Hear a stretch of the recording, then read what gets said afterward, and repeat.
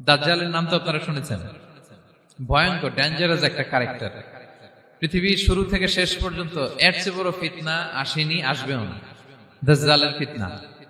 সে তার এক চোখ থাকবে, আরেক চোখ এরকম বন্ধ থাকবে, এখানে লেখা থাকবে কাফারা। কোনোভাবেই তাকে দমানো যাবে না, হত্যা করা যাবে না। আল্লাহ নবী ঈসা আলাইহিস সালাম তাকে হত্যা করবেন। তো যে ব্যক্তি সূরা কাহাফ তেলাওয়াত করবে, সূরা কাহাফের প্রথম 10 আয়াত বিশেষ করে মুখস্থ রাখবে, আল্লাহ তাআলা উসিমা মিন ফিতনাতিদ দাজ্জাল, দাজ্জালের ফিতনা থেকে তাকে বাঁচাবেন। সূরা কাহাফের মধ্যে একটা শব্দ আছে ওয়ালিয়াতালাত্তাফ। যারা কোরআন পড়েছেন দেখে থাকবেন, না দেখলে আজকে বাসায় যে দেখবেন, একটা শব্দ আছে ওয়ালিয়াতালাত্তাফ। দেখবেন কোরআনের মধ্যে এই শব্দটা বোল্ড করা, মোটা কালি দিয়ে লেখা, bold. This is the middle of the holy Quran. এটা কোরআনের একেবারে মাঝখানে এই শব্দটা। এর আগে যত আয়াত, তারপরে ঠিক তত আয়াত। সুবহানাল্লাহি বিহামদিহি। This is the middle of the holy Quran, এবং এটা সূরা কাহাফের মধ্যে আছে ওয়ালিয়াতালাত্তাফ শব্দটা আপনারা দেখবেন। এবং এই সূরাটা নবুয়তির ৫ম বৎসরে নাজিল হয়েছিল, আবিসিনিয়াতে, হিজরতের পূর্বে। তখন সাহাবীদের উপর, মুসলিম সাহাবাদের উপর কঠিন অত্যাচার চলতেছিল, ভয়ঙ্কর ধরনের অত্যাচার। তো এই সূরাটা নাজিল করে আল্লাহ তাআলা আমাদেরকে সান্ত্বনা দিলেন এবং বুঝাতে চাইলেন এই অত্যাচার, এই জুলুমের শিকার শুধু তোমরাই হচ্ছ না, এর আগেও হয়েছে অনেকে। 7 জন যুবক ছিল রোমান সাম্রাজ্যে, তারা তাদের ঈমান বাঁচানোর জন্য এরকম কষ্টের শিকার হয়েছিল, এবং তারা যে স্বপ্ন দেখেছিল সেই স্বপ্ন আল্লাহ তাআলা বাস্তবায়ন করেছেন। তো এই ঘটনাগুলো শুনিয়ে বেসিক্যালি মক্কার যে মুসলিম সাহাবারা, তাদেরকে আল্লাহ তাআলা সান্ত্বনা দিচ্ছিলেন যে ফ্রাস্ট্রেটেড হওয়ার কিছু নেই। ওয়ালা তাহিনু ওয়ালা তাহজানু ওয়া আনতুমুল আ'লাউনা ইন কুনতুম মুমিনিন। হতাশ হবে না, চিন্তিত হবে না, বিজয় তোমাদেরই হবে যদি তোমরা মুমিন হও, যদি তোমরা বিশ্বাসী হও, তোমাদের ঈমানের দাবিতে যদি তোমরা সত্যবাদী হও। এই সূরাটা নাজিলের একটা প্রেক্ষাপট আছে।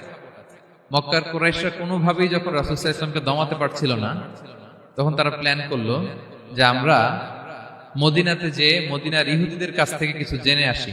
কারণ মক্কাবাসীদের নবী, রাসূল, ওহী, আখিরাত এগুলোর ব্যাপারে কোনো ধারণা ছিল না। তো ফলে তারা কুরাইশরা নজর ইবনে হারিস এবং উকবা ইবনে আবি মুঈত এই দুইজনকে পাঠালো, তোমরা মদিনায় যাও, মদিনায় ইহুদিরা থাকে, ইহুদিদের কাছে তাওরাত নাজিল হয়েছিল। They have idea regarding prophets and আখিরাত, আখিরাত কি, নবী কি, এগুলোর আইডিয়া তাদের আছে। তো তাদের দুইজনকে পাঠালো যে তোমরা যে তাদের জিজ্ঞেস করো যে আমাদের জ্ঞাতি ভাইদের মধ্যে থেকে একজন তো নবী দাবি করে, সে কি আসলেই নবী কিনা, আমরা কিভাবে বুঝবো? তো যেই চিন্তা সেই কাজ, তারা গেল মদিনাতে, মক্কা থেকে মদিনায়, যে খুলে বললো যে আমাদেরই এক ছেলে, আমাদেরই এক লোক বয়স 40 হওয়ার পর থেকে বলে আমি নবী, আমার কাছে ওহী আসে, আল্লাহ আমার কাছে বাণী পাঠায়, আর তিনি আমাকে বাণী বাহক করে পাঠিয়েছেন তোমাদের কাছে। এটা আসলে সত্য কিনা, আমরা একটু কনফিউশনে আছি। তো ইহুদিরা বলল তোমরা যে তাকে 3টি প্রশ্ন করবে, যদি উত্তর দিতে পারে বুঝবে সত্য নবী। 1 নম্বরে জিজ্ঞেস করবে যে মুহাম্মদ বলো তো আসহাবে কাহাফ কারা, আসহাবে কাহাফ সম্পর্কে তোমরা কি জানো? যে সূরাটার নাম সূরাতুল কাহাফ। কাহাফ মানে হচ্ছে কেইভ, গুহা, মানে গুহাবাসী। 7 জন যুবক এই গুহার ভিতরে আশ্রয় নিয়েছিল ঈমান বাঁচানোর জন্য। মুহাম্মদ তুমি যদি সত্য নবী হও বলো এই ঘটনাটা কি। 2 নম্বরে তাকে জিজ্ঞেস করবে জুলকারনাইন বাদশা সম্পর্কে কি জানে, সে কিছু জানে কিনা। 3 নম্বর তাকে জিজ্ঞেস করবে মা হুয়া রূহ, রূহ কি, যে রূহটা দেহে ঢুকলে মানুষ নড়ে চড়ে, প্রাণবন্ত একটা অ্যানিমেশন থাকে, এটা বের হয়ে গেলে সে ডেড বডি, লাশ হয়ে পড়ে থাকে। What is the origin of রূহ, স্পিরিট। এই 3টা প্রশ্নের উত্তর যদি জানে তাহলে আসলেই সে সত্য নবী। তারা এসে জিজ্ঞেস করলো মুহাম্মদ বলো আসহাবে কাহাফ কারা, বলো জুলকারনাইন কে, বলো রূহ কি। এই 3টা প্রশ্নের উত্তর যদি করতে পারো তাহলে বুঝবে তুমি সত্য নবী। রাসূল সাল্লাল্লাহু আলাইহি ওয়াসাল্লাম বললেন ঠিক আছে যাও, আগামীকাল উত্তর বলে দেব। তিনি ইনশাআল্লাহ বলতে ভুলে গেলেন। রাসূল সাল্লাল্লাহু আলাইহি ওয়াসাল্লামের ধারণা ছিল প্রতিদিনই তো জিবরাইল কোরআনের আয়াত নিয়ে আসে, তো তারই ধারাবাহিকতায় আগামীকাল আসবে, আমি জিজ্ঞেস করে নিব এই 3টা প্রশ্নের উত্তর। তারপরের দিন সবাই এসে হাজির, কিন্তু জিবরাইল আলাইহিস সালাম আসেনি। রাসূল সাল্লাল্লাহু আলাইহি ওয়াসাল্লাম একটু বিব্রতকর পরিস্থিতিতে বললেন। তারা বলল তুমি তো আজকে অ্যাপয়েন্টমেন্ট দিয়েছো, ডেট দিয়েছো, বলো উত্তর বলো। রাসূল সাল্লাল্লাহু আলাইহি ওয়াসাল্লাম বলল আজকে না, আগামীকাল বলে দিলাম। রাসূল সাল্লাল্লাহু আলাইহি ওয়াসাল্লাম ইনশাআল্লাহ কথাটা আর মনে করতে পারতেছেন না। এরপরের দিনও তারা এসে হাজির, কিন্তু রাসূল সাল্লাল্লাহু আলাইহি ওয়াসাল্লাম উত্তর দিতে পারতেছেন না। তারপরের দিন এভাবে পিছাচ্ছেন, রাসূল সাল্লাল্লাহু আলাইহি ওয়াসাল্লাম ডেট দিচ্ছেন না। এভাবে 1 দিন 2 দিন 3 দিন না, 15 দিন। কয় দিন? এদিকে তো এই প্রশ্নের উত্তর জানার জন্য এখন একজন দুজন আসে না, দলে বলে কাফিররা আসে। কারণ রাসূল সাল্লাল্লাহু আলাইহি ওয়াসাল্লামকে এখানে অপমান করা যাচ্ছে, ছোট করা যাচ্ছে, হেয় করা যাচ্ছে। তারা এসে হাসাহাসি করে, আবু বকর, ওমর রাদিয়াল্লাহু আনহুকে বলে, দেখো তোমরা না বলছো সত্য নবী, উনি সত্য নবী হলে তো প্রথম দিন উত্তর দিয়ে দিতে পারতো, পারে না কেন? এটা থেকে বোঝা যাচ্ছে তিনি আসলে মিথ্যাবাদী। 15 দিন রাসূল সাল্লাল্লাহু আলাইহি ওয়াসাল্লামের জন্য এত বিব্রতকর পরিস্থিতি আর ছিল না। 15 দিন পর আল্লাহ তাআলা আয়াত নাযিল করলেন, ওয়ালা তাকুলান্না বিশাইইন ইন্নী ফাইলুন যালিকা গাদা ইল্লা আইয়াশা আল্লাহ। অর্থাৎ হে নবী, ভবিষ্যতের কোনো কাজে যখন ওয়াদা দিবেন, কমিটমেন্ট করবেন, আপনি আইয়াশা আল্লাহ মানে ইনশাআল্লাহ বলা ছাড়া কখনো দিবেন না। রাসূল সাল্লাল্লাহু আলাইহি ওয়াসাল্লামকে শিক্ষা দেওয়ার মধ্য দিয়ে বেসিক্যালি আল্লাহ তাআলা গোটা মুসলিম উম্মাহকে শিক্ষা দিলেন, আমাদেরকে শিক্ষা দিলেন, যাতে আমরা ভবিষ্যতের কাজে আগে ইনশাআল্লাহ বলি। তো রাসূল সাল্লাল্লাহু আলাইহি ওয়াসাল্লাম লেসনটা পেলেন। এরপর আল্লাহ তাআলা উত্তর জানিয়ে দিলেন, আম হাসিবিতা আন্না আসহাবাল কাহফি ওয়ার রহিম কানু মিন আয়াতিনা আজাবা। টানা 2 পৃষ্ঠা উত্তর দিলেন আসহাবুল কাহফ কারা। তাওরাত, জাবুর, ইনজিলে কোথাও এত বিস্তারিত উত্তর নাই আসহাবে কাহফের ব্যাপারে। আল্লাহ তাআলা আল কাহফ, সূরাতুল কাহফ নামে গুহাবাসীদের নামে একটা সূরা দিলেন, বিস্তারিত 2 পৃষ্ঠায় বর্ণনা করলেন তারা কারা। কুরাইশরা তো তাআজ্জুব বনে গেল, ঘটনা কি, মুহাম্মদের উত্তর কিভাবে জানলো? সে তো কারো কাছে পড়ে নাই, লেখে নাই, এই দেশের বাইরেও কোথাও যায় নাই। দ্বিতীয় প্রশ্ন ছিল যুলকারনাইনকে আল্লাহ আয়াত নাযিল করলেন, ওয়াসআলুনাকা আন যিলকারনাইন কুল সাআতলু আলাইকুম মিনহু যিকরা। টানা আল্লাহ তাআলা প্রায় 1.5 পৃষ্ঠা, 1 পৃষ্ঠারও বেশি যুলকারনাইনের ঘটনা শোনালেন। আর রূহের কথা শোনালেন সূরা আল ইসরাতে, ওয়াসআলুনাকা আনির রূহ কুলির রূহু মিন আমরি রাব্বি ওয়া মা উতীতুম মিনাল ইলমি ইল্লা কালিলা। রূহ এটা আল্লাহর স্পেশাল একটা অর্ডার, আল্লাহর আদেশে এটা ঢুকে আল্লাহর আদেশে বের হয়। এটা কেউ ছুঁতে পারে না, ধরতে পারে না, দেখতে পারে না, এটা আল্লাহর পক্ষ থেকে একটা মিরাকেল।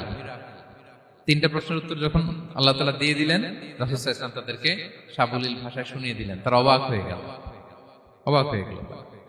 এইটা হচ্ছে সূরাতুল কাহফ নাজিল হওয়ার প্রেক্ষাপট। এরকম একটা সিচুয়েশনে নবুয়তির 5ম বছরে আল্লাহ তাআলা এই সূরাটা নাজিল করেছেন। এই সূরার কিছু ফজিলত আছে। রাসূল সাল্লাল্লাহু আলাইহি ওয়াসাল্লাম জুমার দিনে এই সূরাটা আমাদেরকে তেলাওয়াত করতে বলেছেন। আপনারা তেলাওয়াত করেন তো? সূরা কাহফ যদি জেনে না থাকেন আজকে থেকে করবেন। রাসূল সাল্লাল্লাহু আলাইহি ওয়াসাল্লাম বলেছেন যে জুমার দিনে যে এই সূরা কাহফ তেলাওয়াত করবে, মান ক্বারাআ সূরাতাল কাহফি ফি ইয়াউমিল জুমআতি আদাআ লাহু মিনান নূরি মা বাইনাল জুমআতাইন। 2 জুমার মাঝখানে আল্লাহ তাআলা এই জুমার সময়টাকে তার জন্য আলোকিত করে দেয়। কি করে দেয়? আলোকিত করে দেয়। একটা নূর তার জন্য সেট করে, এই নূর তাকে হেদায়েতের পথে অবশিষ্ট রাখে। এটা হচ্ছে একটা। তাহলে জুমার দিন আমরা সূরা কাহফ তেলাওয়াত করব, মনে করি এটা সুন্নাহ। জুমার দিনের সুন্নাহগুলোর মধ্যে থেকে একটা সুন্নাহ হচ্ছে সূরা কাহফ তেলাওয়াত করা। আবার আরেকটা হাদিসে রাসূল সাল্লাল্লাহু আলাইহি ওয়াসাল্লাম বলেছেন, মান হাফিযা 10 আয়াতিন মিন আউয়ালি সূরাতিল কাহফি উসিমা মিন ফিতনাতিদ দাজ্জাল। যে ব্যক্তি সূরা কাহফের প্রথম 10 আয়াত মুখস্থ করবে সে দাজ্জালের ফিতনা থেকে মুক্তি পাবে। তা আমরা দাজ্জালের ফিতনা থেকে বাঁচতে চাই কি চাই না? আমরা যেন সূরা কাহফের প্রথম 10 আয়াত মুখস্থ করি, সূরা কাহফ যেন জুমার দিন আমরা তেলাওয়াত করি। So now the question arises, what is the relationship of Suratul Kahf with Dajjal? দাজ্জালের সাথে সূরা কাহফের রিলেশনটার কারণ কি? একটা মেকানিজম তো এখানে আছে। এত সূরা থাকে, রাসূল সাল্লাল্লাহু আলাইহি ওয়াসাল্লাম কেন বলেন যে সূরা কাহফ পড়লে দাজ্জালের ফিতনা থেকে বাঁচবে? কারণটা কি? এর কারণ হচ্ছে দাজ্জাল আমাদেরকে যে সমস্ত জিনিস দিয়ে ফিতনায় ফেলবে, ওই ফিতনাগুলোর সলিউশন আল্লাহ তাআলা সূরা কাহফের ভিতরে রেখে দিয়েছেন। দাজ্জাল 4টা জিনিস দিয়ে আমাদেরকে ফিতনায় ফেলবে। That's trial of faith, 1 number. ঈমানের পরীক্ষা সে আমাদেরকে ফেলবে, আমাদের বিশ্বাস নিয়ে ছিনিমিনি খেলবে সে। এটার সলিউশন আছে সূরা কাহফ, আমি বলবো আস্তে আস্তে। 2 নম্বরে দাজ্জাল আমাদেরকে ফিতনায় ফেলবে, দ্য ট্রায়াল অফ ওয়েলথ, সম্পদ দিয়ে সে আমাদেরকে ফিতনায় ফেলবে। 3 number the trial of knowledge, জ্ঞান দিয়ে সে আমাদেরকে ফিতনায় ফেলবে।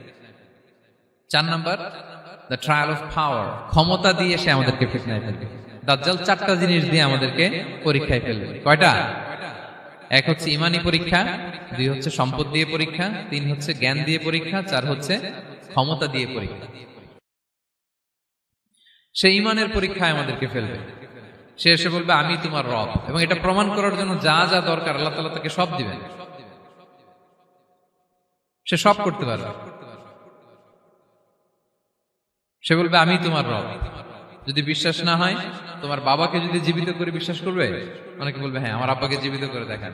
তো তার বাবাকে ঠিকই সে জীবিত করে ফেলবে। আসলে শয়তান তার বাবার সুরাত নিয়ে সামনে দাঁড়াবে। আরে তাই তো, এটাই তো আমার বাবা, এটাই তো আমার দাদা। মানুষ ফিতনায় পড়ে যাবে, ইমানের ফিতনায়। সে ভাববে আসলে এটাই বোধহয় আমার রব। এবং তাকে এত ক্ষমতা দেয়া হবে, তার ডান দিকে থাকবে জান্নাত, বাঁ দিকে জাহান্নাম। তার কাছে আল্লাহ এটা দিবে। যে তার কথা শুনবে তাকে সে জান্নাতে ঢুকাবে, কিন্তু জান্নাতে ঢুকে সে জাহান্নামের শাস্তি ভোগ করবে। এটা তার বাইরের মানুষ বুঝবে না, অ্যাপারেন্টলি এটা জান্নাত। আর যে তাকে মানবে না তাকে সে জাহান্নামে ফেলবে, কিন্তু জাহান্নামে ঢুকলেও সে জান্নাতের নাজ নেয়ামত ভোগ করবে। তাহলে এই যে ইমানের ফিতনায় সে ফেলে দিবে আমাদেরকে। তো ইমান কি করে বাঁচাবো, এটা সলিউশন আমি শোনাবো আপনাদের। 2 নম্বরে, সে আমাদেরকে সম্পদ দিয়ে ফিতনায় ফেলবে। যার যা লাগবে সে তাই দিতে পারবে, যা লাগবে। সে যদি আকাশকে বলে আকাশ বৃষ্টি দাও, যাকে তারা মানবে ওই এলাকায় বৃষ্টি হবে, সুজলা সুফলা শস্য শ্যামলা হবে সে সমস্ত এলাকা, ফল মূলে ভর্তি হবে, বরকত আর বরকত। আর যে এলাকার লোকেরা, জনপদের লোকেরা তাকে মানবে না, সে বলবে ওখানে বৃষ্টি হবে না, হবেও না। ওখানে খরা, দুর্ভিক্ষ, মাটি ফেটে চলছে, মানুষ না খেয়ে মরবে, মহামারী, দুর্ভিক্ষ দেখা দেবে। তখন বিশ্ববাসী মনে করবে এটাই বোধহয় আমাদের রব। তার মানে সম্পদ দিয়ে ফিতনায় ফেলে দিবে। 3 নম্বর হচ্ছে নলেজ। তার জ্ঞানের কাছে গোটা বিশ্ব হার মানবে। পূর্বের পরের যত জ্ঞান আছে সব আল্লাহ তাকে দিবে। ইলমুল আউয়ালিন ওয়াল আখিরিন। এমন কোন প্রশ্ন নেই যেটা দিয়ে তাকে আটকানো যায়। যাই জিজ্ঞেস করবেন সব জানতা, সব বলে দেয়। ভবিষ্যৎবাণী বলে দিবে, বলবে আগামীকাল ওইখানে অমুক দেশে বোমা বিস্ফোরণ হবে, হবে ওইখানে, ওখানে দুর্ভিক্ষ হবে, হবে, ভূমিকম্প হবে, হবে। সে যা বলবে তাই হবে। তার জ্ঞানের এই বহর দেখে মানুষ ফিতনায় পড়ে যাবে। 4 নম্বর হচ্ছে দ্য ট্রায়াল অফ পাওয়ার, ক্ষমতা। তার ক্ষমতার সামনে সবকিছু একেবারে ছিন্ন বিচ্ছিন্ন হয়ে যাবে, এত ক্ষমতা হবে তার। সে যেমনটি বলবে তেমনটি করতে হবে। বাতাসের চেয়ে দ্রুত বেগে সে এক দেশ থেকে আরেক দেশে চলে যাবে। তো তার এই সমস্ত অলৌকিক ক্ষমতা দেখে মানুষ ফিতনায় পড়ে যাবে।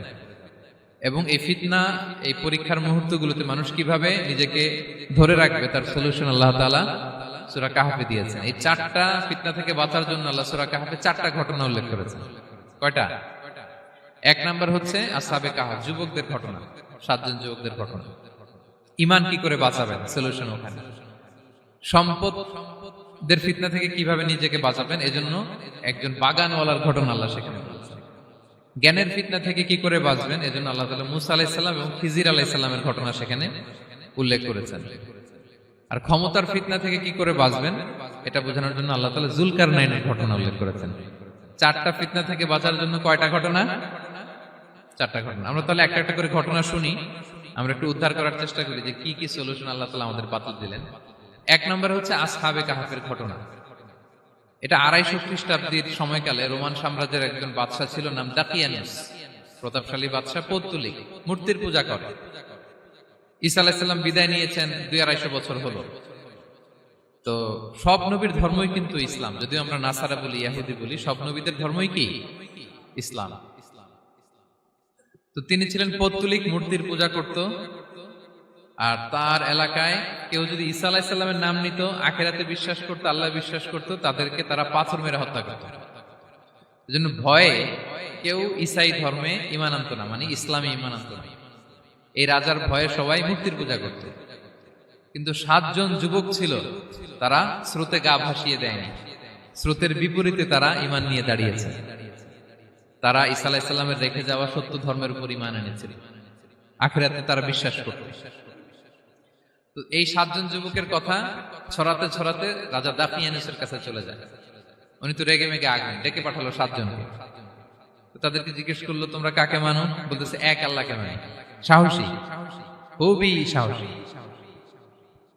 বলতেছে তুমি কি জানো তোমরা কার সামনে কথা বলতেছো? আমি তো তোমাদেরকে মৃত্যুদণ্ড দিতে পারি। তারা বলে দেন, কিন্তু আমরা সব বিসর্জন দিলেও ঈমান বিসর্জন দিতে পারবো না।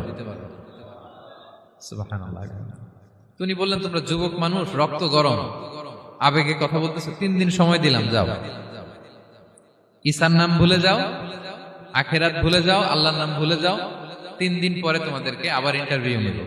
ওই দিন যদি একই কথা বলো, পাথর মেরে 7 জনকে দুনিয়া থেকে উড়িয়ে দেবে। তারা চলে গেল। এবার 7 বন্ধু মিলে পরামর্শ করতে লাগলো, কি করতে পারি আমরা, এই গুণে ধরা সমাজকে আমরা কিভাবে বাঁচাবো, এই পৌত্তলিকতার ছোবল থেকে এই ইফসিস নগরীকে বাঁচাবো কি করে। নগরীটার নাম ছিল ইফসিস নগরী। বর্তমানে এটা তুরস্কের ইজমির শহরে অবস্থিত। এখনো জায়গাটা প্রত্নতাত্ত্বিকদের ওই ইয়েতে এটা সংরক্ষিত, এখনো টুরিস্টরা যায়। তো তারা বলল, আমরা ঈমান বিসর্জন দিব না, যদি আমরা ওদের কথা মেনে নিই আমরা তো মুশরিক হয়ে গেলাম, চলো আমরা এক কাজ করি, আমরা এলাকা ছেড়ে দিই। এই 7 যুবক আল্লাহর উপর ভরসা করে তারা বাড়ি ঘর আত্মীয় স্বজন সব ছেড়ে দিয়ে, লোকালয় ছেড়ে দূরে একটা পাহাড়ের ভেতরে আশ্রয় নিল। পাহাড়ের ভেতরে একটা গুহা ছিল, এই গুহা কি আরবিতে বলে আল কাহাফ। কি বলে? এই সূরার নাম কি? সূরাতুল কাহাফ। তো তাদের সাথে সাথে একটা কুকুরও যাচ্ছিল। তারা বারবার তাড়িয়ে দেওয়ার চেষ্টা করতেছিল কুকুরটাকে, যাতে না যায়, কিন্তু কুকুর শুধু কান্না করে তাদের সাথে যাওয়ার জন্য ঘেউ ঘেউ করতেছিল। এই কুকুরটাকেও সাথে নিল। ভালো মানুষদের সাথে থাকলে কি হয় দেখেন, এই কুকুরের কথা, যেহেতু 7 জন ইমানদারের সাথে একটা কুকুর ছিল, এই কুকুরের কথা আল্লাহ সূরাতুল কাহাফে উল্লেখ করে দিয়েছেন। ওয়া কালবুহুম বাসিতুন যিরাআইহি বিল ওয়াসিল। তো তারা ভিতরে গেল, যে প্রচন্ড ক্লান্ত, তারা ঘুমিয়ে পড়ল। কি করলো? এই এক ঘুমে আল্লাহ 309 বছর কাটাই দিলেন। কয়শো 9 বছর? 9 বছর ঘুম, সব ঘুম, প্রচন্ড ঘুম, ঘুম যেন আর কাটে না। 309 বছর পরে এরা জাগলো। এখন খুব ক্ষুধা, ঘুমে আর মোর ভাঙতেছে, আর একজন জিজ্ঞেস করতেছে, কি লম্বা সময় ঘুম দিলাম বোধহয় আমরা?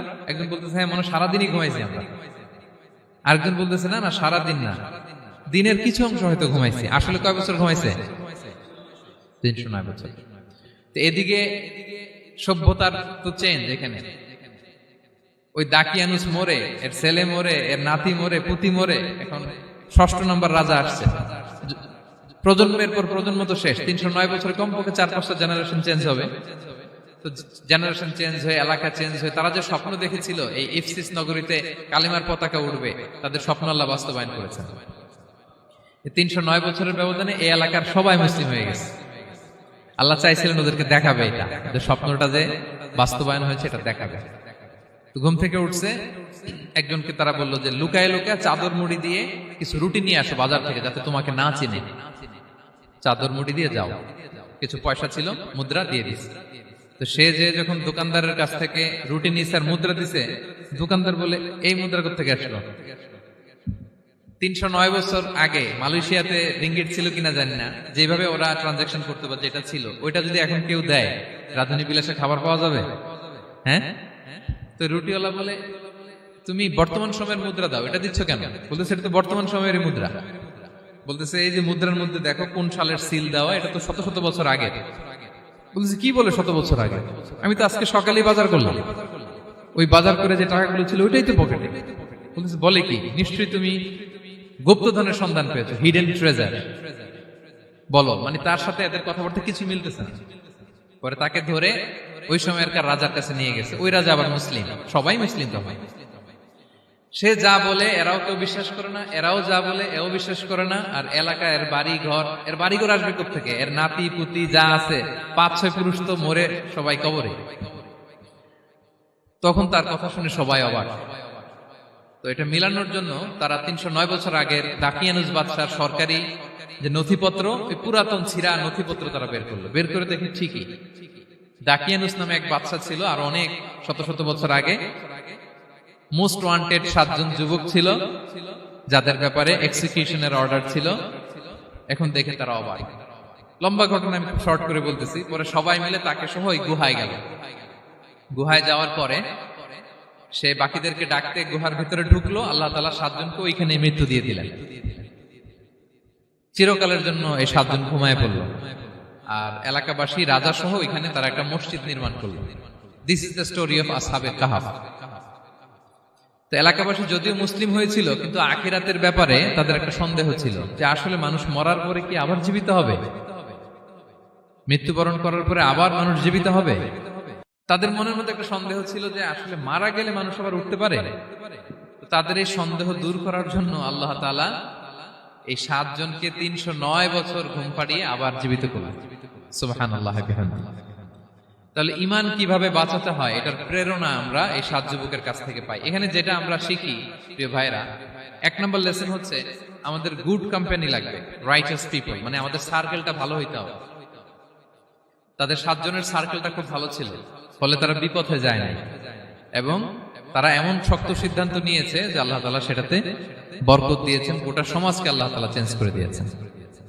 এটা হচ্ছে 1 নম্বর লেসন। আপনি ঈমান বাঁচাতে হলে আপনার সার্কেল ভালো লাগবে। খুঁজবেন যে এলাকায় যাবেন ওখানে নামাজি সার্কেল কারা আছে, ওখানে জ্ঞানী গুণী সার্কেল কারা আছে, ওখানে ভালো কাজ করতে চায়, একে অপরকে সহযোগিতা করে, কল্যাণের পথের যাত্রী কারা আছে খুঁজতে হবে আপনাকে। খুঁজে ওই সার্কেলে আপনি যুক্ত হবে, তাইলে ঈমান বাঁচানো যাবে। ক্লিয়ার? 2 নাম্বার হচ্ছে conflict between believers and disbelievers it's universal. সত্য মিথ্যার লড়াই এটা চিরন্তন, আজীবন থাকবে। এটা ওনাদেরও ছিল, এখনো আমাদের লড়াই করে যেতে হচ্ছে, আমাদের ভবিষ্যৎ প্রজন্মও করবে। এই লড়াইটা আমরা করে যেতে চাই। কি বলেন? হ্যাঁ, থামা যাবে না? আমরা থামতে আসিনি, আমরা এই লড়াইটা করে যাব, আমরা সত্যের কথা বলেই যাব ইনশাআল্লাহ। বলেন। 3 নাম্বার হচ্ছে যে লেসনটা আমরা পাই, অনেকগুলো লেসন, আমি খুব প্রেসাইজলি বলতেছি। যুবকরা চাইলে একটা সমাজকে পাল্টে দিতে পারে। এই পৃথিবীতে যত বড় বড় বিপ্লব হয়েছে এগুলো যুবকরা এনেছে। তারা হচ্ছে সভ্যতা গড়ার কারিগর। আসহাবে কাহাফ আমাদের এই সময়ের নওজওয়ানদের জন্য প্রেরণা, তারা আমাদের জন্য প্রেরণার বাতিঘর। তারা যেমনি ঈমানকে রক্ষা করেছে, আমাদের যুবকরা চাইলেও তাদের ঈমানি চেতনাতে স্পিরিট দিয়ে সমাজটাকে পাল্টে দিতে পারে। কি বলেন? এখানে বেশিরভাগই তো যুবক। হ্যাঁ, গুড সার্কেলে থাকবেন তো আপনারা? সত্যের পক্ষে সবাই থাকবেন তো? আল্লাহ তাআলা কবুল করুন।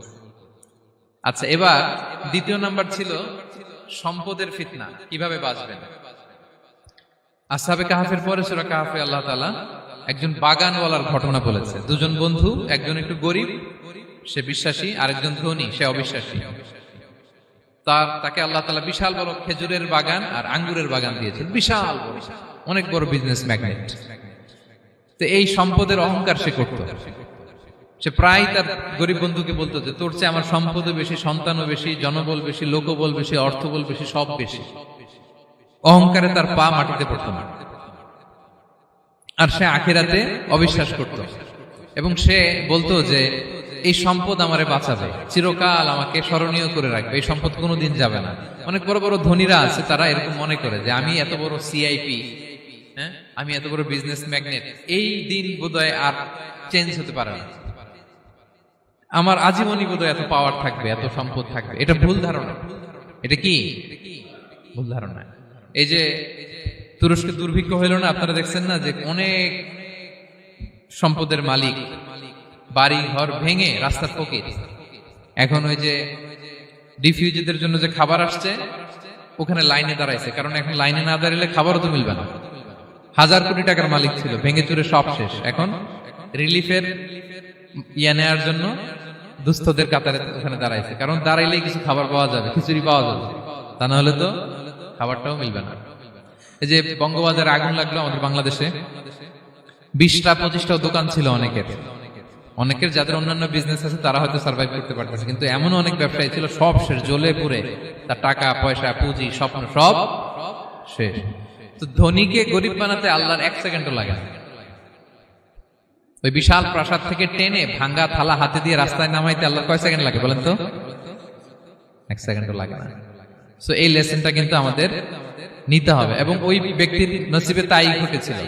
সে যখন অহংকার করতেছিল, আল্লাহ তাআলা আকাশ থেকে হুসবান একটা আগুন পাঠালো।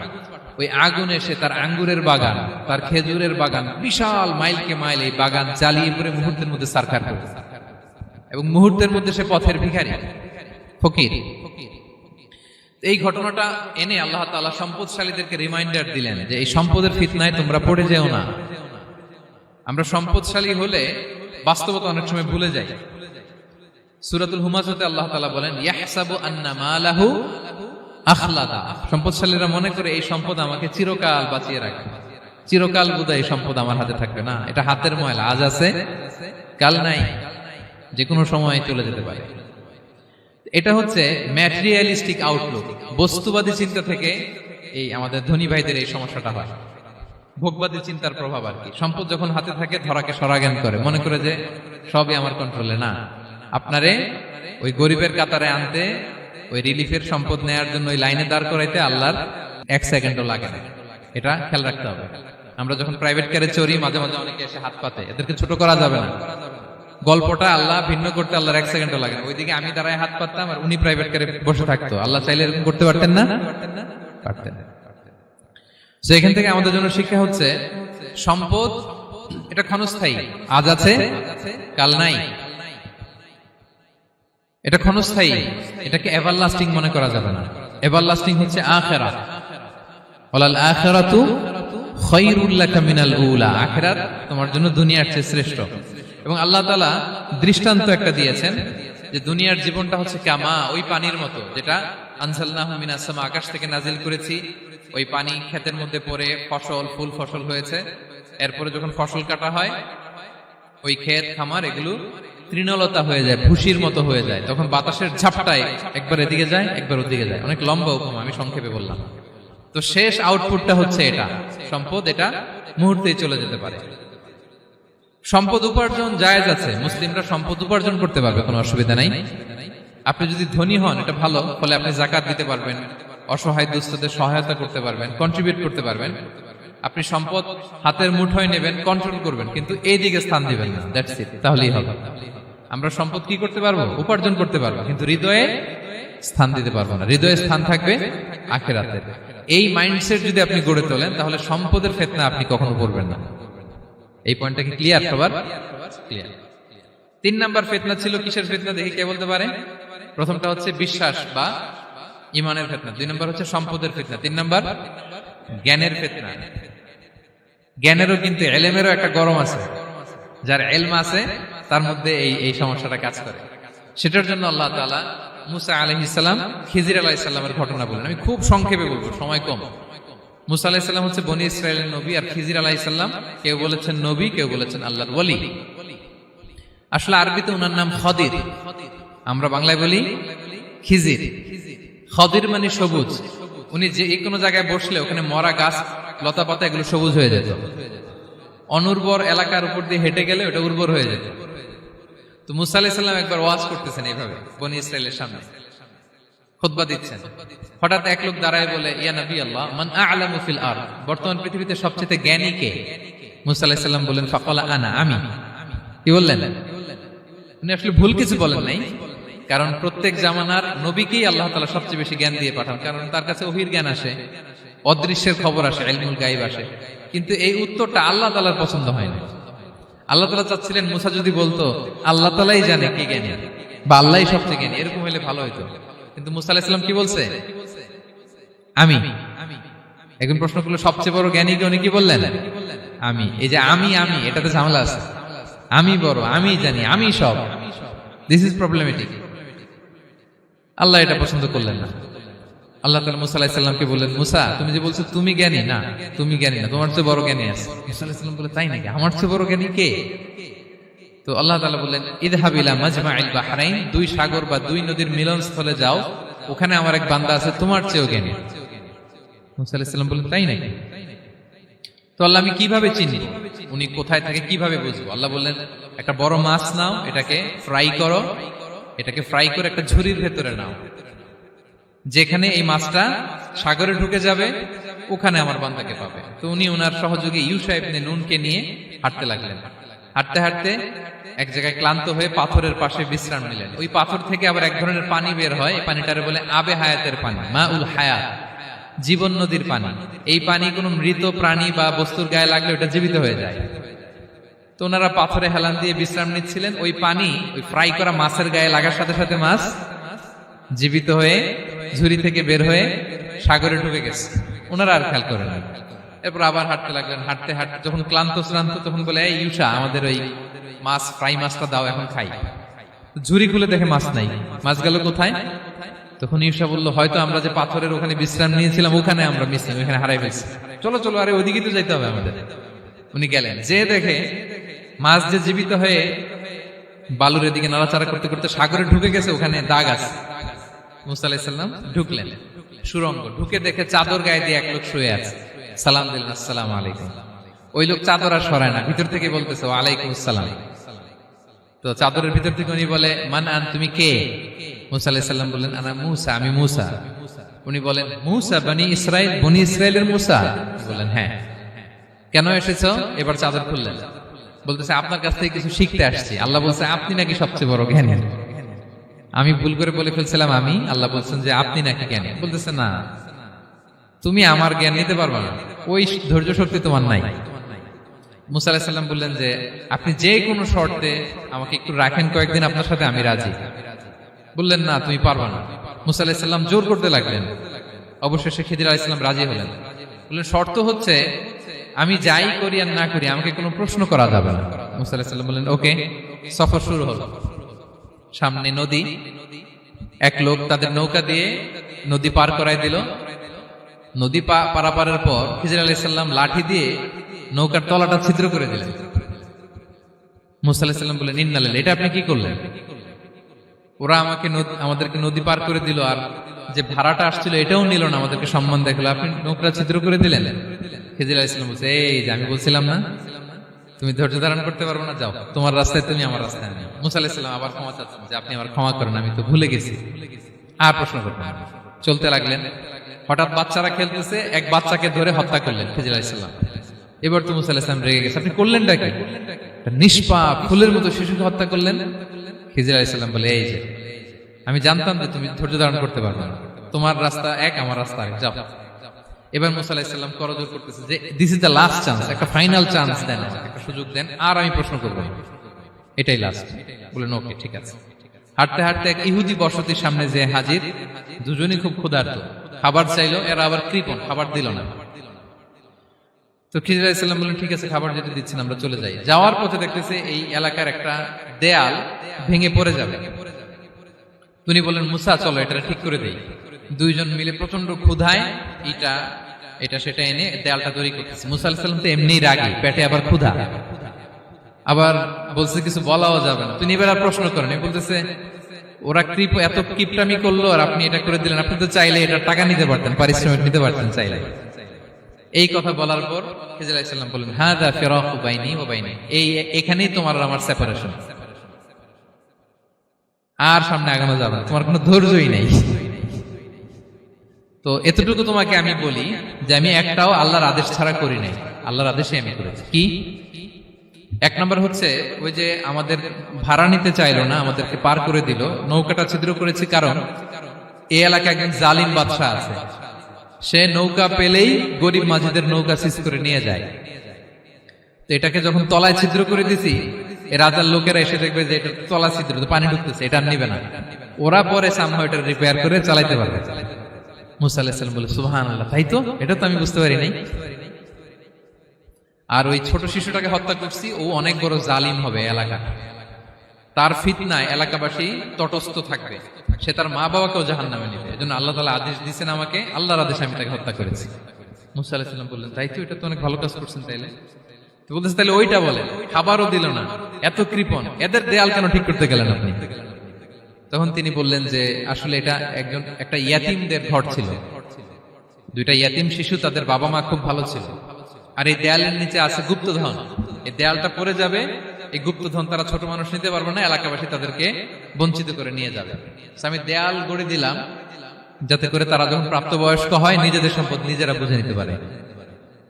সুবহানাল্লাহ বিহামদিহি। মুসা আলাইহিস সালাম বলে তাই তো, এগুলো তো আমি বুঝতে পারি নাই। তো এই ছিল খুব সংক্ষিপ্ত পরিসরে মুসা আলাইহিস সালাম খিজির আলাইহিস সালামের ঘটনা। তো রাসূল সাল্লাল্লাহু আলাইহি ওয়াসাল্লাম বুখারীতে একটা চমৎকার কথা বলেছেন, তিনি বলেছিলেন ওয়াদিদনা আন্না মুসা সাবার হাত্তা ইউকাসসা আলাইনা মিন আমরিহিমা। রাসূল সাল্লাল্লাহু আলাইহি ওয়াসাল্লাম বলেছিলেন ইস, আমার ভাই মুসা যদি আরেকটু ধৈর্য ধরতো তাহলে আরো কিছু অজানা তথ্য আমরা জানতে পারতাম। এখান থেকে, এই ঘটনা থেকে আমরা কি শিখলাম? প্রথম যেটা আমরা শিখলাম, জ্ঞান নিয়ে বড়াই করতে নেই, ঠিক কিনা? জানার কোনো শেষ নেই, জাননেওয়ালার উপরও জাননেওয়ালা আছে, জ্ঞানীর উপরও জ্ঞানী আছে। আপনি কিছু জেনেই মনে করবেন না আমি সব জানি, আপনার চাইতেও বেশি জ্ঞানী অনেকে আছে। অনেক সময় বক্তার চাইতেও শ্রোতারা অনেক জ্ঞানী। হয়তো এখানে এমন অনেক জ্ঞানী লোক আছে যার ধারে কাছেও আমরা কেউ নেই, হতে পারে। সো আমি সব জানি, এটা ভুল, এটা শয়তান বলে। এটা কে বলে? শয়তান বলে। আবু নাওয়াস একটা কবিতা লিখেছেন, ওয়াকুল লিমান ইয়াদঈ ফিল ইলমি ফালসাফাতান হাবাসতা শাইআন ওয়া গাবাত আনকা আশিয়াউ। কেউ যদি বলে আমি সব জানি, তুমি তাকে বৃদ্ধাঙ্গুলি দেখিয়ে বলো আপনি কিছুই জানেন না, আপনি অল্প কিছু জেনেছেন, জানার এখনো অনেক বাকি। তাহলে মুসা আলাইহিস সালামের এই ঘটনা জিজ্ঞেস করা হলো কে জ্ঞানী, উনি বললেন আমি জ্ঞানী। এরকম কি আমরা কখনো বলবো না? সবচাইতে বড় জ্ঞানী কে? ওয়া ফাওকা কুল্লি যী ইলমিন আলিম, সবচাইতে বড় জ্ঞানী আল্লাহ তাআলা। সো জ্ঞান নিয়ে আমরা অহংকার করব না। 2 নম্বর যে শিক্ষাটা আমরা পাই, ওই যে নৌকা দিয়ে পারাপার হচ্ছিল, তখন একটা চড়ুই পাখি এসে সাগরের মধ্যে মুখ দিয়েছিল। তো খিজির আলাইহিস সালাম বললেন, মুসা তুমি কি চড়ুই পাখিটা দেখতে পাচ্ছ? হ্যাঁ দেখতে পাচ্ছি। চড়ুই পাখিটা যে সাগরে মুখ দিলে দেখতে পাচ্ছ? হ্যাঁ দেখতে পাচ্ছি। তখন খিজির আলাইহিস সালাম বললেন, চড়ুই পাখিটা সাগরে মুখ দিয়ে পানি খাওয়ার পরে চড়ুই পাখির ঠোঁটে বা চঞ্চুতে যতটুকু পানি লেগে আছে, এই পানিটা হচ্ছে তোমার আমার এবং মহাবিশ্বের আমাদের সকলের জ্ঞান, আর এই মহাসাগরের সকল পানি হচ্ছে আল্লাহ তাআলার জ্ঞান। আল্লাহ তাআলা বলেছেন, ওমা উতিতু মিনাল ইলমি ইল্লা কালিলা, আমি তোমাদেরকে একেবারে অল্প জ্ঞান দিয়েছি, একেবারে অল্প। এই রহস্যে ঘেরা এই মহাবিশ্বের অনেক কিছু আমাদের অজানা। প্রিয় ভাইরা, আমরা অনেক কিছু জানি না, আমাদের এই লিমিটেড নলেজ এগুলো ধরে না, তারপর আমরা জ্ঞানের বড়াই করি। আপনারা উপমাটা বুঝতে পারছেন? একটা নৌকা থেকে চড়ুই পাখি ঠোঁট দিয়ে পানি খাচ্ছে, পানি খাওয়ার পরে স্বভাবতই চড়ুই পাখির ঠোঁটে একটু পানি তো লাগবে। খিজির বললেন যে এই পানিটা হচ্ছে তোমার আমার পৃথিবীর সবার জ্ঞান, আর এই সাগরের বাকি পানিগুলো কার জ্ঞান? এবার বুঝতে পারছেন আল্লাহ তাআলার জ্ঞানের পরিধি। আমরা জ্ঞান নিয়ে যেন কখনো কি না করি, বড়াই না করি। জ্ঞান 2 ধরনের, একটা বাহ্যিক জ্ঞান, একটা অন্তর্নিহিত জ্ঞান। External knowledge, internal knowledge. আমরা যখন কোরআন হাদিস পড়ি আমাদের বাহ্যিক জ্ঞান অর্জন হয়। কোরআন হাদিস পড়লেই আপনি জ্ঞানী হয়ে যান। এটা কোরআন হাদিস পড়তে হয়, এটা ডাইজেস্ট করতে হয়, এটার উপর আমল করতে হয়। এই জ্ঞান অর্জন শেষে এরপরে আল্লাহর প্রিয় বান্দাদেরকে আল্লাহ অন্তরে ইলমের নূর দেন, ইলহাম দেন। That is the knowledge, that is the pure knowledge. আপনি হাফেজে কোরআন হয়ে ভাবেন না আপনি সব জানেন, আপনি বুখারী মুখস্থ করে ভাবেন না সব জানেন। এই সব জ্ঞান অর্জন করার পরে ইলমের নূর হাসিল হয়, সেটা আল্লাহ সবারে দেয় না। সো এই অন্তর্নিহিত জ্ঞান, দূরদৃষ্টি, farsightedness, that is the pure knowledge. এটার জন্য বছরের পর বছর, যুগের পর যুগ সাধনা করতে হয়। সেটার জন্য এই জ্ঞান অর্জনের জন্য 3টা জিনিস করতে হয় ইলমের নূর অর্জনের জন্য। কয়টা? 1 হচ্ছে বিনয়, 2 হচ্ছে সফর, 3 হচ্ছে সবর। আবার বলি, 1 হচ্ছে বিনয়, 2 হচ্ছে সফর, 3 হচ্ছে সবর। আল্লাহ তাআলা আল্লাহর নবীকে তাওরাত দেওয়ার পরেও আরো ট্রেনিং সেশন করাইছেন খিজির আলাইহিস সালামের কাছে। যাও ওনার কাছে গেলে তুমি ছোট হবা, নত হবা। জ্ঞান যদি আমি নিতে চাই আমাকে ছোট হইতে হবে। ধরেন একটা গ্লাস থেকে একটা খালি গ্লাসে পানি ঢালবো, তো যেটাতে নেওয়া হবে এটা উপরে থাকলে হবে? যেই গ্লাসটার মধ্যে পানি আছে এটা উপরে থাকবে, ওইটা ব্ল্যাঙ্ক গ্লাসের মধ্যে পড়বে। আপনি নলেজ ইলম নিতে চাইলে আপনাকে নিচে থাকতে হবে, উনি উপরে থাকবে। আপনার শায়েখ আপনাকে দিবে, আপনার উস্তাদ আপনাকে দিবে, আপনার মুর্শিদ আপনাকে দিবে। বুঝতে পেরেছেন? তাহলে আমাদেরকে হাম্বলনেস লাগবে। শিখতে হইলে হাম্বল হইতে হয়, বিনয়ী হইতে হয়। আচ্ছা, 2 নাম্বার সফর করতে হয়। এটা আল্লাহ মুসা আলাইহিস সালামকে দিয়ে করাইছেন, যাও পিছে পিছে উস্তাদের পিছে পিছে ঘুরো। তো এজন্য সফর করতে হয়। এখন ঘরে বসে অনেক কিছু জানা গেল, উস্তাদের সান্নিধ্য লাগে, সফর করতে হয়। আমাদের ক্লাসিক আলেমরা হাদিস কালেকশনের জন্য শহরকে শহর সফর করতেন। এখনো আমাদের আলেমরা দেওবন্দে যায়, মিশরে যায়, মদিনায় যায়। এখানকার মালয়েশিয়ান স্টুডেন্টরাও দেশে বিদেশে যে নলেজ অর্জন করে। সফর আপনাকে লাগবে। তাহলে বিনয়, সফর, 3 নম্বরে কি? সবর। ধৈর্যশীল হইতে হবে। দেখেন মুসা আলাইহিস সালাম বারবার প্রশ্ন করে ফেলতেছেন, বারবার ওয়াদা ভঙ্গ করতেছেন। এরকম করলে হবে না, ধৈর্য লাগবে। ধৈর্যের বলে বলিয়ান হলে তখনই আপনার মধ্যে ইলম আসবে। তাহলে জ্ঞানের ফিতনায় পড়ার আর আমাদের কোনো সম্ভাবনা আছে? আমরা বিনয়ী হব, আমরা জ্ঞান আল্লাহর দিকে ফিরাই দেব। আমরা বলবো উনি সবচেয়ে ভালো জানেন। পারা যাবে তো ইনশাআল্লাহ? আচ্ছা, আমি একেবারে শেষ পর্যায়ে চলে আসছি, 2 মিনিটের মধ্যে শেষ করে দিচ্ছি। 3 নাম্বার ছিল কিসের ফিতনা? 4 নাম্বার ক্ষমতার ফিতনা। এই ফিতনা থেকে বাঁচার জন্য সর্বশেষ আল্লাহ তাআলা যুলকারনাইনের ঘটনা বলেছেন। অনেক বড় বাদশা ছিলেন, পৃথিবীতে 4 জন বাদশা গোটা বিশ্ব শাসন করেছেন। 2 জন কাফির, 2 জন মুমিন। কাফির একজন হচ্ছে নমরুদ, যিনি ইব্রাহিম আলাইহিস সালামকে আগুনে ফেলেছিলেন। আরেকজন হচ্ছে বখতে নাসার, যাকে ইংরেজিতে বলে নেবুচারনেজার দ্য সেকেন্ড, দ্বিতীয় নেবুচারনেজার। তারা কোনো নির্দিষ্ট এরিয়ার বাউন্ডারির বাদশা না, গোটা বিশ্বের বাদশা ছিলেন। এই 2 জন কাফির। আর 2 জন বাদশা ছিলেন গোটা বিশ্বকে শাসন করেছেন, তারা ছিলেন মুমিন। একজন হচ্ছে সুলাইমান আলাইহিস সালাম, আল্লাহর নবী। আরেকজন হচ্ছে যুলকারনাইন, গোটা বিশ্ব শাসন করেছেন, প্রাচ্য থেকে পাশ্চাত্য সব জায়গায় তিনি গিয়েছেন, ইসলামের বাণী প্রচার করেছেন, জালিমদেরকে শায়েস্তা করেছেন। তো এরকম দিক বিদিক তিনি জয় করতেছিলেন। অনেকে জুলকারনাইনকে আলেকজান্ডার দ্য গ্রেটের সাথে গুলিয়ে ফেলে না। ম্যাসিডোনিয়াতে যে আলেকজান্ডার দ্য গ্রেট ছিল, উনি আর জুলকারনাইন এক নন। জুলকারনাইন হচ্ছে আল্লাহ তাআলার প্রিয় একজন বান্দা, অনেক বড় সাহসী বীর পুরুষ ছিলেন, গোটা বিশ্বে ইসলাম প্রচার করেছেন। করতে করতে করতে করতে অনেক বড় ঘটনা, আমি সব শেষের ঘটনাটা বলি। উনি জর্জিয়া, বর্তমান যে জর্জিয়ার তিবলিসি এরিয়া, এখানে এসে একটা এলাকার সন্ধান পেলেন, যারা ওনাকে এসে বলল যে এখানে একটা জঙ্গলি গ্রুপ আছে যাদের নাম ইয়াজুজ মাজুজ, তারা এসে আমাদের উপর হামলা করে। হে জুলকারনাইন, আমরা আপনাকে ট্যাক্স কালেক্ট করে দিচ্ছি, আপনি তাদের মাঝে আর আমাদের মাঝে একটা প্রাচীর তৈরি করে দেন। আপনারা ইয়াজুজ মাজুজের নাম শুনেছেন না? ইংরেজিতে বলে গগ ম্যাগগ। নূহ আলাইহিস সালামের 4 সন্তান ছিল, হাম, সাম, ইয়াফাস, কানাআন। এই ইয়াফাসের বংশধর হচ্ছে ইয়াজুজ মাজুজ, জঙ্গলি, হাজার হাজার শুধু বংশ বিস্তার করে। তারা এসে লোকালয়ে মানুষের উপর আক্রমণ করে, তাদের গবাদি পশু এগুলো ছিনিয়ে নেয়, ফলমূল খেয়ে ফেলে। তো জুলকারনাইন বাদশার কাছে যখন বিচার দেওয়া হলো, উনি বললেন ঠিক আছে, তোমাদের ট্যাক্স দেয়া লাগবে না, তোমরা শারীরিক পরিশ্রম করে আমাকে সাহায্য করো। তো উনি বর্তমানে হচ্ছে এক পাশে কৃষ্ণ সাগর, ব্ল্যাক সি, আরেকদিকে কাস্পিয়ান হ্রদ বা কাস্পিয়ান সাগর, এর মাঝখানে 1200 কিলোমিটার লম্বা মাউন্টেন রেঞ্জ, পাহাড়ি এরিয়া, আপনারা গুগলে দেখবেন। এইখানে 2 পাহাড়ের মাঝখানে ফাঁকা জায়গায় তিনি বড় বড় লোহার পাত প্রথিত করলেন, গেড়ে দিলেন। এরপরে তামা, সীসা গালিয়ে বিশাল একটা ওয়াল তৈরি করলেন। এটা জুলকারনাইন উনার বানানো ওয়াল বা ড্যাম, প্রাচীর।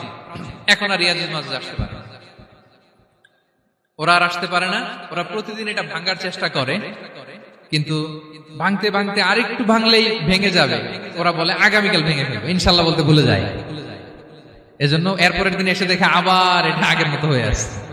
কিয়ামতের আগ দিয়ে ওদের মধ্যে এই ইনশাআল্লাহর প্রেরণা আসবে। তাদের একজন বলে উঠবে, আগামীকাল ইনশাআল্লাহ আমরা এটা ভেঙে খান খান করে দেব, ঠিকই ভেঙে ফেলবে। তখন তারা ভেঙে চুরে কুটি কুটি ইয়াজুজ মাজুজের দল এসে হামলে পড়বে। সামনে পড়বে তাবারিয়া সাগর, একদল এসে তাবারিয়া সাগর এমন ভাবে খাবে, এই দল যাওয়ার পরে আরেক দল এসে এখানে যে সাগরে যে পানি ছিল এটা কল্পনাই করতে পারবে না। তারা পৃথিবীতে ফিতনা ফাসাদ করবে। ঈসা আলাইহিস সালাম তখন আসবেন, দোয়া করবে আল্লাহ তাআলার কাছে মুমিনরা, একটা মহামারী দিবে আল্লাহ তাআলা ইয়াজুজ মাজুজের মধ্যে, ওরা মরে যাবে সব। এরপর বিশাল এক পাখি এসে তাদেরকে আল্লাহর মর্জি মাফিক এমন এক জায়গায় ফেলে আসবে, কেউ জানবে না।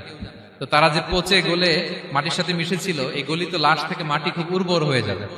এরপর আল্লাহ তাআলা পৃথিবীর মধ্যে বারাকা দিবেন, কিছু রোপণ করলে তাড়াতাড়ি ফুলে ফেপে বড় বড় ফলমূল হচ্ছে। তো এটা কিয়ামতের আলামতের অন্য কোনো আলোচনায় হয়তো আমরা বলবো।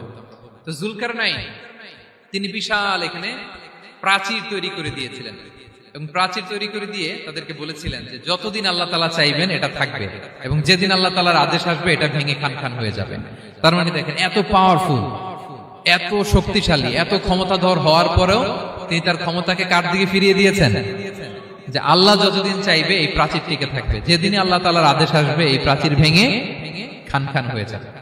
সো আমরা ক্ষমতার দেখা পেলে, চেয়ার একটা পেলে, আমরা যেন জালিম হয়ে না উঠি, এটা হচ্ছে এখান থেকে শিক্ষা। আমরা যেন জুলুম না করি। উনি সম্পদের মালিক ছিলেন, ক্ষমতার মালিক ছিলেন, কিন্তু উনি যে আল্লাহর বান্দা এটা ভুলে যান নাই। আমরা যখন ক্ষমতাশীল হই, আমরা যখন প্রধানমন্ত্রী হই, আমরা যখন প্রেসিডেন্ট হই, আমরা যখন পাওয়ারফুল হই, আমাদের সবচেয়ে বড় পরিচয় যে আমরা আব্দুল্লাহ, আল্লাহর গোলাম, এটা আমরা ভুলে যাই। আমাদের আসল পরিচয় কি? আমরা আল্লাহর গোলাম। আমরা যে আল্লাহর গোলাম, এই চিন্তাটা, এই সেন্সটা যদি আমাদের মাথায় থাকে, তাহলে ক্ষমতা আমাদেরকে দাম্ভিক বানাতে পারে না, আর ওই ক্ষমতা আমাদেরকে ফিতনায়ও ফেলবে না। তাহলে সম্মানিত সুধী, দাজ্জাল কয়টা জিনিস দিয়ে আমাদেরকে ফিতনায় ফেলবে? 4টা। দ্য ট্রায়াল অফ ফেইথ, ইমানের পরীক্ষা; দ্য ট্রায়াল অফ ওয়েলথ, সম্পদ দিয়ে পরীক্ষা; দ্য ট্রায়াল অফ নলেজ, জ্ঞানের পরীক্ষা; দ্য ট্রায়াল অফ পাওয়ার, ক্ষমতার পরীক্ষা। আর ইমানের পরীক্ষায় উত্তরণের জন্য আল্লাহ তাআলা আমাদেরকে এই সূরায় আসহাবে কাহফের ঘটনা শুনিয়েছেন, যে 7 জন যুবক তারা তাদের ইমানকে হেফাজত করেছিল। সম্পদের ফিতনা থেকে বাঁচানোর জন্য আল্লাহ তাআলা আমাদেরকে এক বাগানওয়ালার কাহিনী জানিয়েছেন, যে সম্পদ পেয়ে তোমরা দাম্ভিক হয়ে যাও না, এটা আজ আছে কাল থাকবে না। জ্ঞানের পরীক্ষা থেকে আমাদের মুক্তির জন্য আল্লাহ তাআলা অনেক বড় করে আল্লাহ নবী মুসা আলাইহিস সালাম এবং খিজির আলাইহিস সালামের ঘটনা শুনিয়েছেন, আমাদের বুঝিয়েছেন যে আমাদেরকে বিনয়ী হতে হবে, জ্ঞানের জন্য সফর করতে হবে এবং সবর করতে হবে। সব শেষে আল্লাহ তাআলা ক্ষমতার ফিতনা থেকে বাঁচানোর জন্য ক্ষমতাধর, আমরা তো একটা দেশের মালিক হই এখন, অমুক দেশের প্রেসিডেন্ট, অমুক দেশের প্রধানমন্ত্রী, উনি গোটা বিশ্বের প্রতাপশালী রাজা ছিলেন জুলকারনাইন। তারপরেও উনি যে আব্দুল্লাহ, উনি যে আল্লাহর গোলাম, এটা তিনি ভুলে যাননি। তাহলে এইভাবে যদি আমরা এই ফিতনাগুলো থেকে বাঁচার চেষ্টা করি, তাহলে এই ফিতনা থেকে আমরা বেঁচে থাকতে পারবো। এবং দাজ্জাল যদি এই মুহূর্তেও আসে, সে আমাদেরকে বিভ্রান্ত করতে পারবে না। পারবে? পারবে না ইনশাআল্লাহ। ইনশাআল্লাহ বলেন। আর ভবিষ্যতের সব কাজের আগে আমরা সবসময় কি বলবো? মনে থাকবে সবার? আল্লাহ তাআলা আমাদের সবাইকে কথাগুলো বোঝার ও আমল করার তৌফিক দান করুক। হাযা মা ইনদি ওয়াল ইলমু ইনদাল্লাহ আলাইহি তাওয়াক্কালতু ওয়া ইলাইহি উনীব। ওয়াসসালামু আলাইকুম ওয়া রাহমাতুল্লাহি তাআলা ওয়া বারাকাতুহু।